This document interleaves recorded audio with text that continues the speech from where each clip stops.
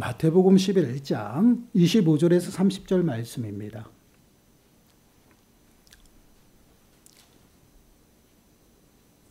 마태복음 11장 25절에서 30절 말씀, 우리 한 목소리로 함께 읽겠습니다. 그때에 예수께서 대답하여 이르시되 천지의 주제이신 아버지여, 이것을 지혜롭게 슬기 있는 자들에게는 숨기시고 어린아이들에게는 나타내심을 감사하나이다. 옳소이다. 이렇게 된 것이 아버지의 뜻이니이다. 내 아버지께서 모든 것을 내게 주셨으니 아버지 외에는 아들을 아는 자가 없고 아들과 또 아들의 소원대로 계시를 받은 자 외에는 아버지를 아는 자가 없느니라. 수고하고 무거운 짐진 자들아, 다 내게로 오라.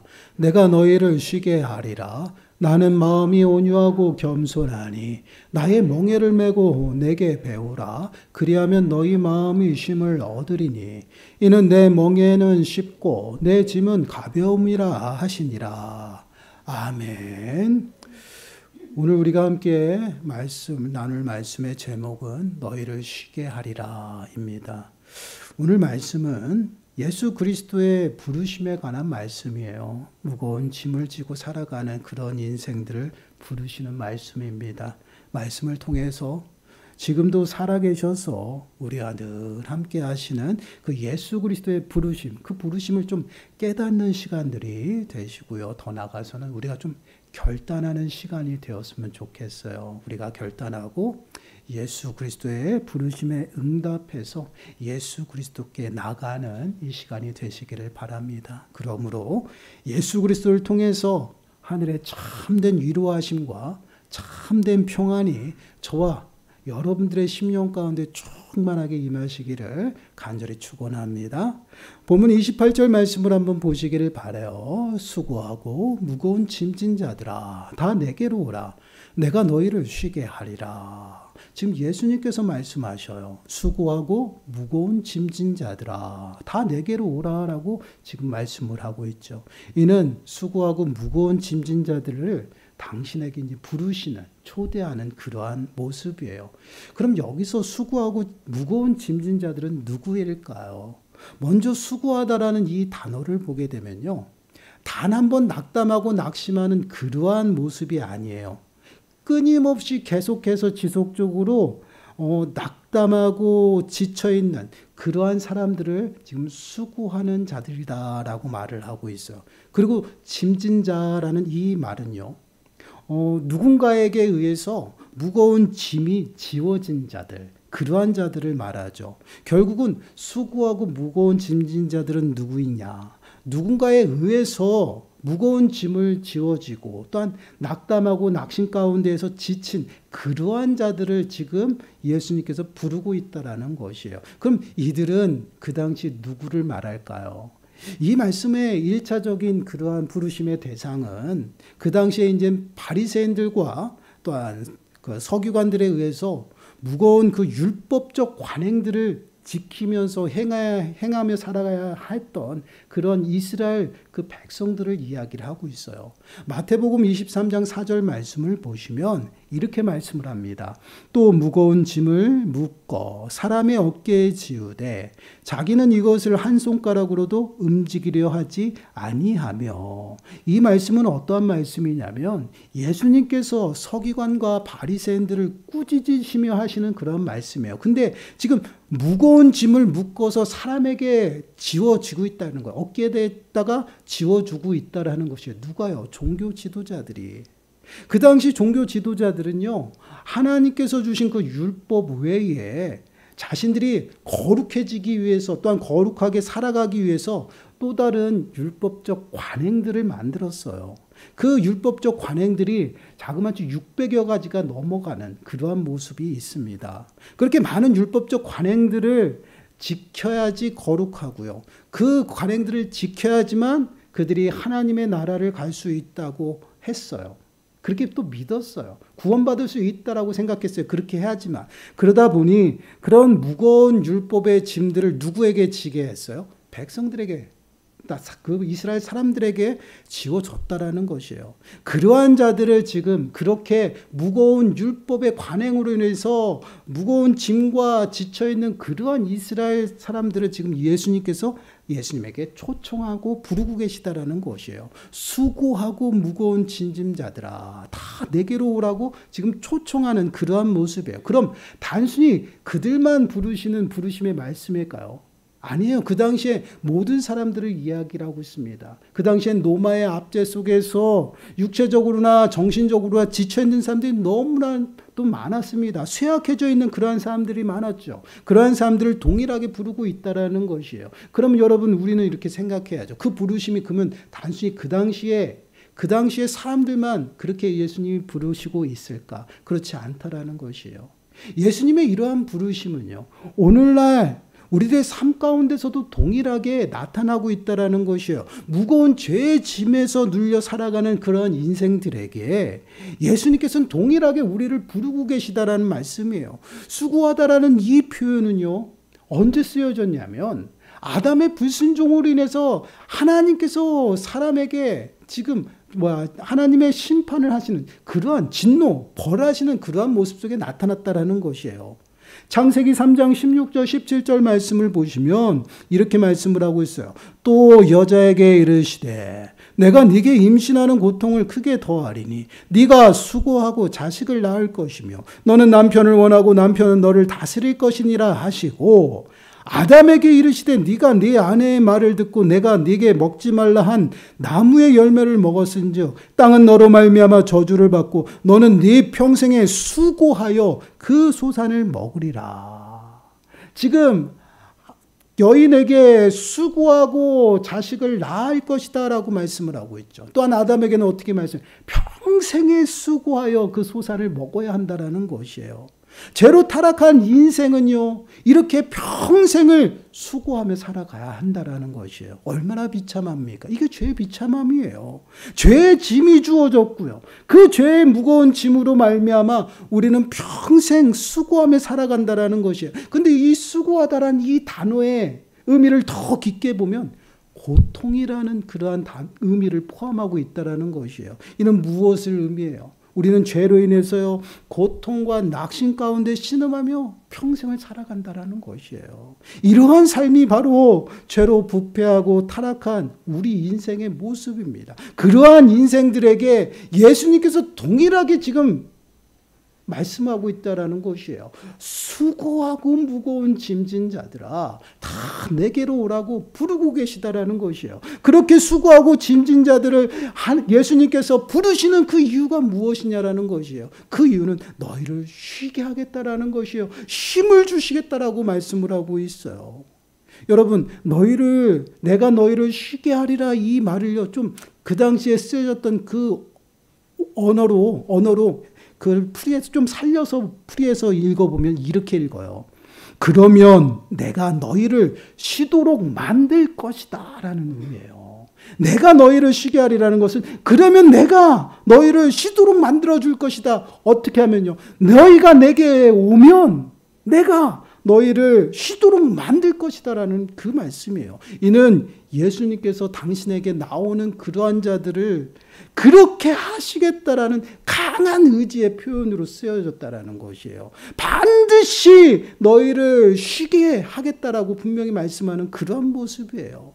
여기서 예수님께서 말씀하시는 쉼은요, 단순히 이 땅 가운데서 지치고 힘든 그러한 영혼들이 쉬어가는 그 쉼, 그 이상의 말씀이에요.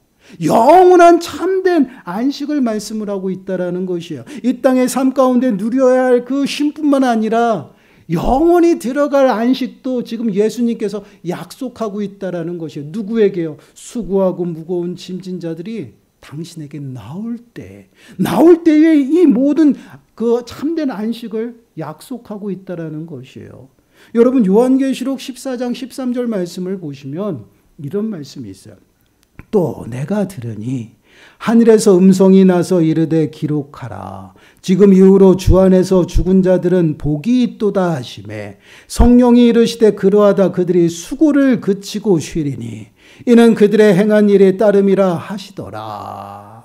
그들이 수고를 그치고 쉴 것이다. 지금 어떠한 모습이에요? 마지막 때 주님이 이 땅에 오셨을 때에 우리들의 삶의 모습이 어떤지 수고하였다라는 것에 고통과 신음 가운데 살았던 그 모든 것들이 그치고 이제는 쉴 것이다. 영원한 안식으로 들어갈 것이다. 라고 말씀을 하고 있어요. 이 땅의 모든 수고를 마치고 영원한 안식에 들어가는 그 안식을 예수님께서 우리들에게 지금 약속하고 있다라는 것이에요. 그리고 그 안식으로 우리를 초대하시고 있다라는, 부르시고 있다라는 것이에요. 수고하고 무거운 짐진 자들아, 다 내게로 오라. 그리하면 반드시 내가 너를 쉬게 할 것이다. 내가 너를 안식하게 할 것이다 라고 말씀을 하고 있어요. 지금 예수님께서 자신에게 나오라고 부르시는 그 모습은요, 이는 그 당시에 모든 사람이 기다리고 있는 하나님의 아들, 내가 메시아다라는 것을 그들에게 나타내 보이는 말씀이에요. 그렇기 때문에 내게로 나오라는 것이에요. 그러하면 너희를 구원할 것이다라는 것이에요. 너희가 구원을 얻을 것이다. 내가 너희를 반드시 구원해 내겠다라는 그런 말씀이에요. 그 당시에 로마의 압박 속에서요 살아가는 모든 이들은요 자신들을 구원할 메시아를 그렇게 기다리면서 울부짖었어요. 그들을 구원할 그 메시아를 기다리는 그들 앞에 예수님께서 당신은 메시아, 당신의 구원자, 너희들을 구원할 그 메시아라는 것을 나타내 보이셨어요. 그런데 그들은요 예수님을 영접하지 않았어요. 오히려 배척했어요. 오히려 예수님을 어떻게 해요? 채찍하고요. 오히려 고난 가운데 빠지게 했던 그들의 모습이죠. 그러한 그들에게 예수님께서는 당신이 나에게 구원이 있음을 그들에게 말씀하시면서 그들을 질책하고 그들을 다시금 오라고 부르시는 거야. 너희들이 거기에 있는 그것은 쉼이 아니다라는 것이에요. 내게 나와야지 영원한 안식을 얻고 너희가 구원을 받을 수 있다라는 것이에요. 그래서 27절 말씀을 보시면 이렇게 말씀을 해요. 자신이 이렇게 나타내고 있어요. 27절 말씀. 내 아버지께서 모든 것을 내게 주셨으니 아버지 외에는 아들을 아는 자가 없고 아들과 또 아들의 소원대로 계시를 받는 자 외에는 아버지를 아는 자가 없느니라. 지금 예수님께서는 하나님을 어떻게 불러요? 아버지라고 부르고 있어요. 그리고 그 아버지께서 내게 모든 것을 주셨다라는 것이에요. 여러분 여기서 하나님께서 예수님께 모든 것을 주셨는데 그것이 무엇일까요? 여러분 마태복음 28장 18절 말씀을 보시면 이렇게 말씀을 하고 있어요.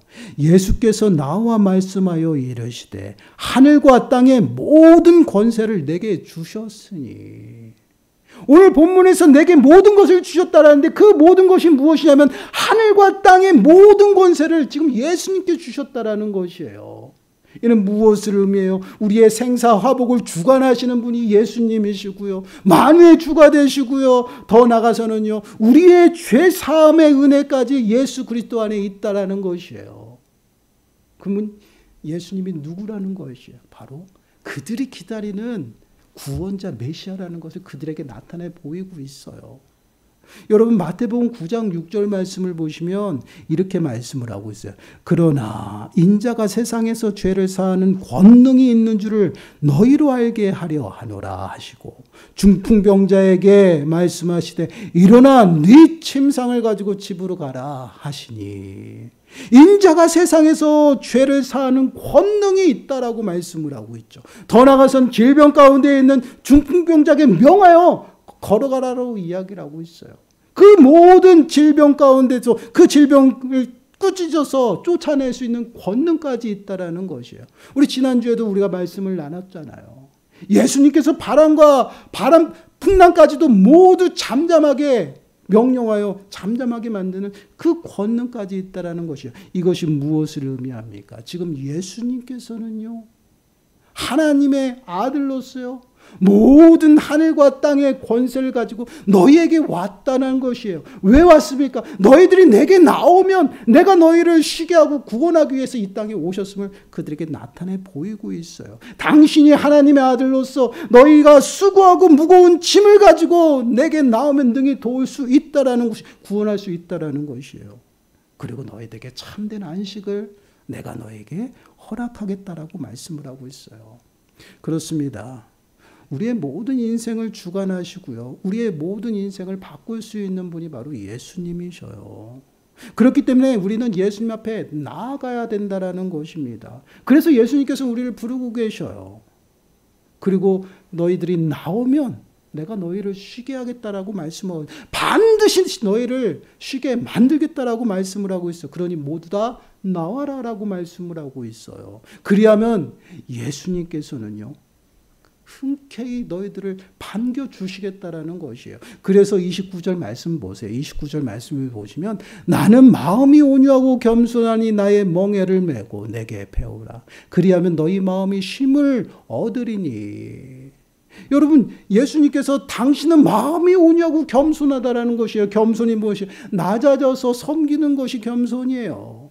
그리고 온유하다라고 말씀하고 있어요. 조용하다. 왜 예수님은 그들에게 수고하고 무거운 짐을 지고 살아가는 그들에게 이렇게 말씀을 하고 있을까요? 그 당시에 종교 지도자들은요, 그들 앞에 나오는 백성들에게 어떻게 늘 지적해요. 그러면 안 돼. 죄를 범하고 살아가는 거야. 그러면 벌받아. 늘 지적만 했어요. 그러니 얼마나 지쳐요. 근데 예수님은 그렇지 않다라는 것이에요. 내가 어떠한 죄를 가지고 주님 앞에 나올지라도요, 온유하고 겸손한 마음으로 반겨주겠다라는 것이에요. 아주 친절하게 너희를 반겨줄 테니 나에게 나오라라고 말씀하고, 나는 그 종교 지도자들과 다르다라는 것이에요. 여러분, 이러한 모습이 어떠한 모습이에요? 바로 그들이 기다리는 메시아의 모습이잖아요. 그들에게 예언되었던 메시아는요, 평강의 왕이에요. 그리고 지치고 고난 그 심령들을 위로하고 또한 그들을 참된 안식 가운데 머물 수 있도록 그를 인도하시는 그러한 메시아였다라는 것이에요. 그래서 이사야서 42장 3절과 4절 말씀을 보시면 이렇게 말씀을 해요. 우리 한 목소리 읽어보겠습니다. 시작. 상한 갈대를 꺾지 아니하며 꺼져가는 등불을 끄지 아니하고 진실로 정의를 시행할 것이며 그는 쇠하지 아니하며 낙담하지 아니하고 세상에 정의를 세우기에 이르리니 섬들이 그 교훈을 앙망하리라.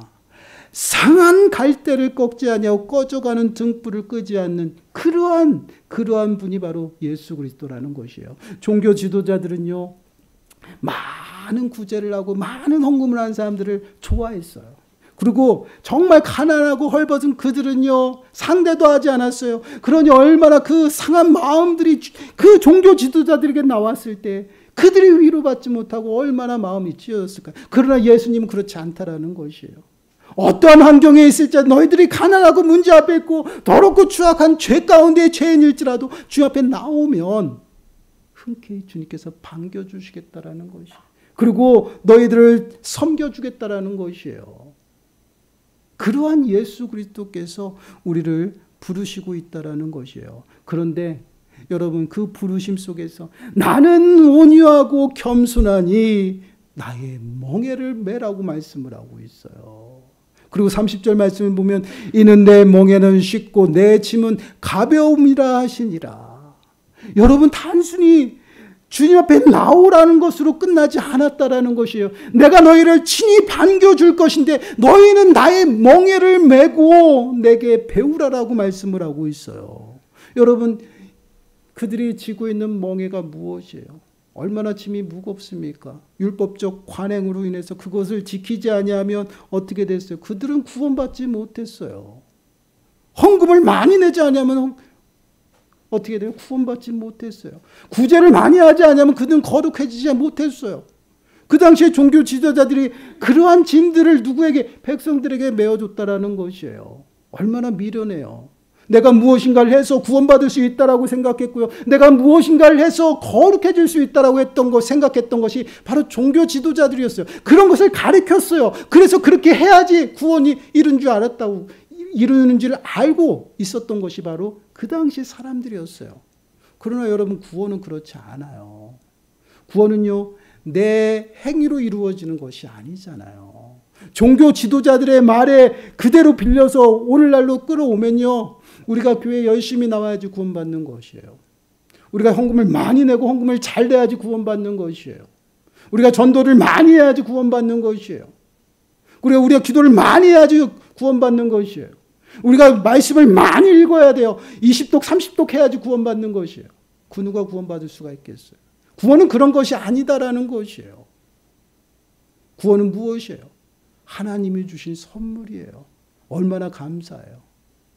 우린 연약해서 이거 다 할 수 없는데. 때로는 넘어지는데. 여러분, 에베소서 2장 8절과 9절 말씀을 보시면 이렇게 말씀을 하고 있어요. 너희는 그 은혜에 의하여 믿음으로 말미암아 구원을 받았으니 이것은 너희에게서 난 것이 아니요 하나님의 선물이라. 행위에서 난 것이 아니니 이는 누구든지 자랑하지 못하게 함이라. 여러분, 구원은요 하나님이 주신 선물이에요. 우리에게 믿음을 허락하셔가지고 믿음으로 말미암아 구원에 이르는 것이에요. 그래서 그 누구도 그 믿음에 대해서 구원에 대해서 자랑할 수 없다라는 것이에요. 얼마나 감사해요. 여러분, 우리가 교회를 다니면서 믿음에 대해서 얘기하는 것은 교만한 것이에요. 왜? 자랑할 것이 없어요. 우리의 행위로 되어진 것이 아니거든요. 아무리 열심히 교회에 봉사하고 또한 그 오랜 세월 신앙생활했다 그것을 자랑할 수 없다라는 것이 왜요? 그것이 구원의 조건이 아니에요. 그리고 내가 열심히 봉사하고 내가 열심히 기도했고 내가 몇 독했다고 자랑할 것이 아니다라는 것이에요. 그건 구원의 조건이 아니에요. 그 누구도 믿음에 대해서 자랑할 수 없어요. 그래서 믿음이 충만하고 믿음이 정말 성숙한 사람들은요 더욱더 고개 숙이고 겸손해지는 것이에요. 왜요? 구원 앞에서는요 내가 아무것도 한 것이 없어요.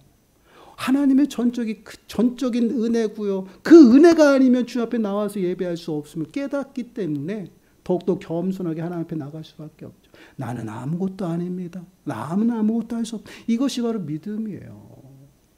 그런 믿음 가운데 살아가는 자들을 하나님이 기뻐하시는 것이에요. 근데 이러한 구원의 조건들을 무시해버리고 이 종교 지도자들은 끊임없이 행위에다가 집중해서 행위를 강조했다라는 것이야. 그러다 보니 너무나도 삶에 지치고 고된 그 심령들이 늘 낙심하고 낙담 가운데 살아간다는 거예요.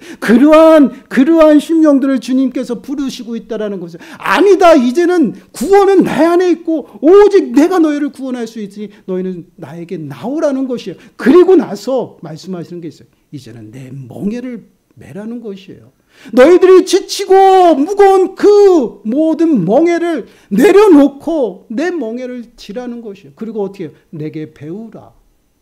그럼 무엇을 배워요? 예수 그리스도께서 죽기까지 낮아져서 우리를 섬겼던 그 모습처럼 겸손함을 우리들에게 강조하고 있다는 거예요. 그 겸손함으로 나오는 그러한 자들에게 하나님께서 그 마음에 쉼을 허락하겠다라는 것이에요. 여러분, 이 모습은요 너무나도 우리들에게 큰 의미가 있어요. 여러분, 단순히 주님께서 나오는 것으로 끝나지 않았다라는 것이에요. 이제는 내가 무거운 짐을 내려놔야 돼요. 누구 앞에? 예수님 앞에 내려놔야 됩니다. 내려놓고 이제는 주님의 멍에를 짊어져야 돼요. 주님의 멍에는 무엇이에요? 종교 지도자들이 강조했던 그 멍에가 뭐였어요? 행위였어요. 그러나 주님의 멍에는요 사랑이에요. 하나님을 사랑하는 것이고 내 이웃을 사랑하는 것이에요. 그 사랑을 지키며 살아가는 것이에요. 그것은 결코 무겁지 않다라는 것이에요.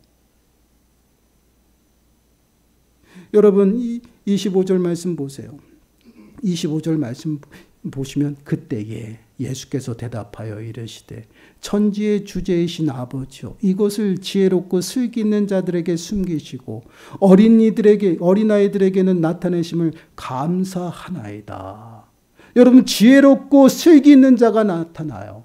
그리고 어린아이가 등장을 합니다. 근데 하나님의 나라의 그 천국에 대한 그러한 지혜와 그러한 모습을 지혜롭고 슬기 있는 자들에게는 숨기셨다라고 말씀을 하고 있어요. 그리고 어린아이한테는 나타내셨다라는 것이에요. 그리고 더 나아가서는 그것이 하나님의 뜻이라는 것이에요. 이것은 무엇을 의미할까요? 여러분, 여기서 지혜롭고 슬기 있는 자는 그 당시 종교 지도자들이에요. 종교 지도자들의 모습은 어땠습니까? 나는 지혜 있다라고 자랑했어요. 나는 참 지혜롭고 힘이 있다라고 자랑했어요. 내 방식, 내 경험이 우선이 되었던 그러한 교만한 자들의 모습이에요. 그러한 자들에게는요 하나님의 것을 숨겼다라는 것이에요. 천국에 들어갈 수 없다라는 것이에요.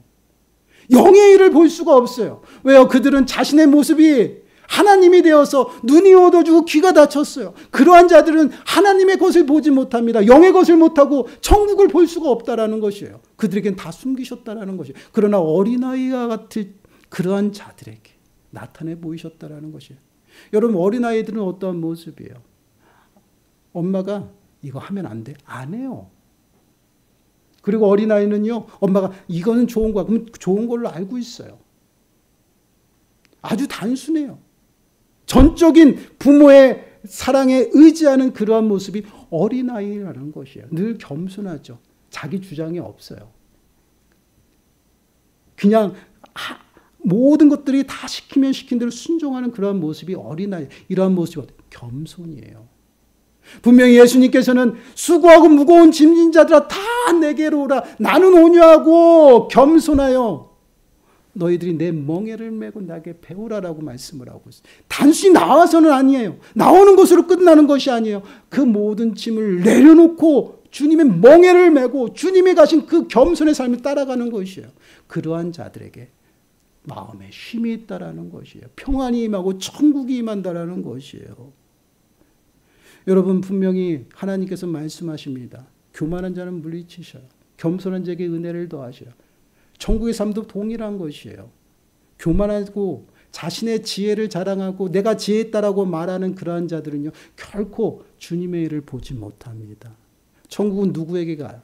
어린아이 같은 자들이 가는 곳이 바로 천국이라는 것이요. 겸손한 자들, 믿음 가운데 내가 아무것도 할 수 없고 나는 아무것도 아니라는 것을 깨닫고 겸손하게 그 말씀 앞에 무릎 꿇는 자들이 천국에 들어갈 수 있다는 것이에요. 여러분 마태복음 18장 3절 4절 말씀 보세요. 우리 한 목소리 읽어보겠습니다. 시작. 이르시되 진실로 너희에게 이르노니 너희가 돌이켜 어린아이들과 같이 되지 아니하면 결탄코 천국에 들어가지 못하리라. 그러므로 누구든지 이 어린아이와 같이 자기를 낮추는 사람이 천국에서 큰 자니라. 어린아이와 같이 되지 아니하면 결단코 분명히 천국에 들어가지 못한다고 했어요. 그럼 어린아이 같은 자가 어떠냐? 어린아이와 같이 낮추는 사람이에요. 겸손한 자. 이러한 자들이 천국에 들어가서 그 은혜를 누릴 수 있다는 것이에요. 그렇습니다. 예수님께서는 죄의 짐을 지고 무겁게 그 삶의 고대에서 살아가는 우리 인생들에게 끊임없이 부르고 계셔요. 너희는 내게 나오라는 것이야. 내가 너에게 쉼을 주겠다. 그리고 너는 나와서 그 모든 것들을 내려놓으라는 것이야. 그리고 이제는 나의 멍에를 함께 지죠. 그리고 나처럼 살아가라고 말씀을 하고 있어요. 나를 내게 배우라, 나를 따라오라는 것이요. 겸손의 삶을 온전히 살아가라고 말씀을 하고 있어요. 바로 이것이 구원의 삶의 모습이에요. 여러분 10명의 병자가 예수님 앞에 나왔어요. 근데 10명의 병자가 예수님이 다 고쳐주셨습니다. 근데 그 가던 모든 10명이 집으로 돌아가다가 한 명만이 주님 앞에 나와서 감사했어요. 그러한 그 한 명에게 예수님께서 너의 믿음이 너를 구원하였다라 말씀하고 있어요. 이것이 무엇을 의미해요? 동일하게 나왔어도 내 짐을 주님 앞에 내려놓지 아니하면 결단코 주님의 은혜를 맛보지 못해요. 주님은 분명히 수고하고 무거운 짐진 자들아 다 내게로 오라는 것이에요. 그리고 뒤에 있잖아요. 나의 멍에를 지라는 것이죠. 여러분 멍에를 지기 위해서는요. 내가 지고 있는 멍에를 내려놔야 돼요. 내 무거운 짐을 내려놔야 돼요. 그 주님의 멍에를 메기 위해서 나의 모든 것을 내려놓으라는 것이에요. 내려놓고 이제는 주의 멍에를 지고 나를 따르라는 거예요. 나를 배우라는 것이에요. 주님이 겸손하게 낮아져서 섬겼던 그 삶의 모습으로 온전히 살아가라는 거죠. 그런 자가 마음의 쉼을 얻을 것이다. 이것은 세상을 살아가면서도 동일한 것 같아요. 내가 교만해서 내가 무엇인가를 막 하려고 하면 참 마음이 불편해요. 모든 것을 다 책임져야 되고요. 그렇게 염려하고 걱정하고 여러 가지를 생각해야 되니 너무나도 마음이 혼란스러워요. 근데 여러분 누군가가 책임져 준다고 다 얹혀주고 다 떠밀어 버리면 그 마음이 홀가분해져요. 이거 인생에서도 마찬가지잖아요. 근데 여러분 우리 인생을 살아가면서 우리 인생을 한번 돌아보시길 바라요. 여러분 그 어떠한 것도 내가 마음대로 내 뜻대로 바꿀 수 있는 것이 아무것도 없어요. 나는 힘이 없어요. 연약해요. 그런데도 내가 다 책임져주고 그걸 바꾸려고 바둥바둥거리면서 살아간다라는 것이, 이것이 바로 죄의 비참한 가운데 살아가는 인생들이에요. 왜요? 하나님을 보지 못하기 때문에. 죄의 무거운 짐으로 눌려서 하나님을 바라보고 살아가야 되는데 죄의 짐이 너무나도 무겁다 보니 그 시선이 하늘이 아닌 땅을 향하고 있다라는 것이에요. 보이는 그 환경과 그것에 고정되어 있다 보니 하늘을 바라보지 못해요. 하나님을 보지 못해요. 하늘을 바라보지 못하는데 여러분 어떻게 하나님의 음성이 들리겠어요? 전혀 듣지 못하는 것이. 그것이 죄의 비참한 가운데 살아가는 인생이에요. 얼마나 비참해요. 내가 모든 것을 하려고 합니다. 그리고 내가 모든 것을 책임지려고 해요. 얼마나 두렵습니까? 불안합니까? 이것이 바로 죄로 오염되고 타락한 인생의 비참함이에요. 평생을 그러고 살아가야 된다라고 했어요. 평생 수고하여 이 소산을 먹을 것이다라고 말했어요. 수고, 고통 가운데 살아가는 것이 죄의 비참한 가운데. 그러한 자들을 주님께서 부르신다라는 거. 이제는 그렇게 살아가지 말고 너의 모든 짐을 이제 나에게 내려놓으라는 것이에요. 그리고 가벼운 짐을 지어야지. 사랑하며 살아가자. 그리고 나만 따라오라는 것이에요. 사랑하는 여러분, 주님께서는 끊임없이 우리를 부르십니다. 우리를 부르시고요. 여러분들이 지고 있는 모든 생활의 염려와 걱정들, 또한 무거운 짐들을 다 주님 앞에 내려놓기를 원해요. 여러분, 이 같은 자리에서 함께 예배를 드리잖아요. 말씀을 듣잖아요. 근데 여러분, 그 마음, 모든 사람들이 다 은혜를 받냐? 그렇지 않다라는 것이에요. 내 것을 내려놓고 주의 멍에를 지려고 주 앞에 가까이 나가는 자들만 은혜를 얻어요. 하나님의 나라도 마찬가지예요. 영의 것을 보는 자만이 은혜를 누릴 수 있다는 것이에요. 하나님의 나라가 이 땅 가운데 임했음에도 불구하고 그들은 배척했습니다. 그 은혜를 누리지 못해요. 우리들의 심령 가운데 성령 하나님이 임하셔서 매 순간 함께하고 있어요. 내가 도와줄 거야. 너 나에게 모든 것을 맡기라고 이야기하고 있어요. 그러나 그 소리가 들리지 않아요. 왜요? 내가 주인이 되어서 살아가기 때문에. 그 멍에를 벗어야 돼요. 벗고 주님의 멍에를 짊어지세요. 주님 앞에 내 삶을 굳게 세우시고요. 온전히 주님을 따라가야 된다라는 것이에요. 그럴 때 내 마음에 참된 평화가 임한다라는 것이에요. 왜 그렇습니까? 주님이 내 안에 계시기 때문에, 나를 주장하고 있기 때문에 주님의 참된 평화 가운데 살아갈 수 있다라는 것이에요. 그 평화는 어떤 평화이에요? 세상에서 주는 것과 같지 않다라는 것이에요. 요한복음 14장 27절 말씀입니다. 우리 한 목소리 읽어보겠습니다. 시작. 평안을 너에게 끼치노니 곧 나의 평안을 너에게 주노라. 내가 너에게 주는 것은 세상이 주는 것과 같지 아니하니라. 너희는 마음에 근심하지도 말고 두려워하지도 말라. 마음의 불안한 가운데 살아가지 말라는 것이에요. 내가 너희와 함께 있다라는 것이에요. 내가 너를 지켜주고 보호할 것이고 너를 평탄한 길로 걷게 할 것이다라고 말씀하신 그 주님이 우리의 심령 가운데서 함께 하시며 나를 붙들고 계시다라는 것이에요. 사랑하는 여러분, 정말 어려운 환경과 시기 가운데 살아갑니다. 여러 가지 문제들이 많죠. 그 다음에 그러한 문제들을 해결하려고 바둥바둥 거리고 살아가다 보니 너무나도 삶의 짐이 무겁습니다. 그러한 삶의 짐을 어디에 내려놓으시려고 합니까? 세상에 그 어디에다 내려놔도요, 그것을 책임져 주고 감당해 줄 그 어떠한 대상도 없어요. 그런 우리들에게 주님께서 말씀하셔요. 우리를 부르시고 있다는 거예요. 수고하고 무거운 짐진 자들아 다 내게로 와라. 그리고 다 내려놓으라고 말씀을 하고 있어요. 그러면 주님께서 그 마음에 쉼을 주시겠다라는 것이에요. 영원한 안식을 허락하시겠다라고 말씀을 하고 있어요. 이 안식이 우리의 심령 가운데 임했습니다. 그 안식은요, 우리가 장차 마지막 때 주님이 오신 영원한 안식이에요. 주님과 함께함으로 그 안식을 이 땅 가운데 누리며 살아가고 있다는 것이에요. 사랑하는 여러분, 지치고 고난 그 모든 삶의 짐들을 주님 앞에 내려놓으시길 바랍니다. 그리고 수고하고 고통 가운데 살아가지 마시고요. 맡기세요. 주님께 맡기면 주님께서 돌보신다라고 약속하고 있습니다. 그 돌보심의 은혜 가운데서 좀 평안하게, 그리고 더 나아가서는 정말 주님이 우리들에게 허락하신 그 하나님의 나라의 그 풍성한 은혜 가운데 살아가는 저와 여러분들이 되어지시기를 간절히 축원합니다. 기도하겠습니다. 하나님 감사합니다. 이 땅을 살아가면서 우리는 연약하여 아무것도 할 수 없음을 다시 한번 고백합니다. 그런 연약한 자들이 교만하여서 내가 무엇인가를 하려고 하고 다 책임지려고 하다 보니 너무나도 불안하고 두려움 가운데 살아갑니다. 하나님, 이러한 큰 멍에와 무거운 짐을 이 시간 주 앞에 내려놓고 주님의 부르심에 응답하여 이제 결단하며 나갑니다. 이제는 주의 멍에를 메고 주님을 따르며 겸손하게 살아가므로 그 말씀 앞에 온전히 순종하며 살아가길 원합니다. 주여 붙들어 주시고 주님 앞에 모든 것을 맡길 때에 주님의 돌보심의 은혜 가운데 거하는 우리 모든 심령들 되어줄 수 있도록 은혜를 더하여 주시옵소서. 이 모든 말씀 예수님의 이름으로 감사하며 기도드리옵나이다. 아멘. 찬양하겠습니다. 찬송가 528